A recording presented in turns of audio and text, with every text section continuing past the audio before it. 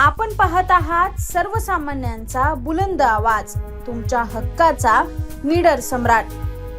संपादक दीपक आढाव. शहरात रिक्षा टॅक्सीचा प्रवास महागला आहे. मुंबई महानगर प्रदेश परिवहन प्राधिकरणाच्या गुरुवारी झालेल्या बैठकीत भाडेवाढीच्या प्रस्तावाला मंजुरी देण्यात आली. त्यानुसार टॅक्सीचे किमान प्रवास भाडे 31 रुपयावरून 33 रुपये तर रिक्षाचे भाडे 26 रुपयावरून 27 रुपये होणार आहे.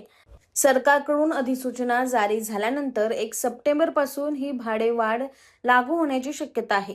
यापूर्वी 1 फेब्रुवारी 2025 रोजी टॅक्सी आणि रिक्षांच्या भाड्यात वाढ करण्यात आली होती.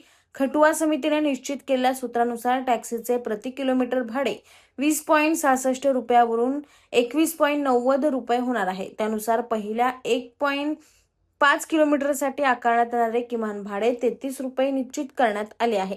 रिक्षाच्या प्रति किलोमीटर भाड्यातही वाढ होणार असून ते 17.14 रुपयावरून 18.22 रुपये होईल. प्रत्यक्षात पहिल्या 1.5 किलोमीटरच्या भाड्यात 1.8 रुपयाची वाढ अपेक्षित होती. मात्र सरकारने ही रक्कम पूर्णांकात करून किमान भाडे 27 रुपये निश्चित केलं आहे.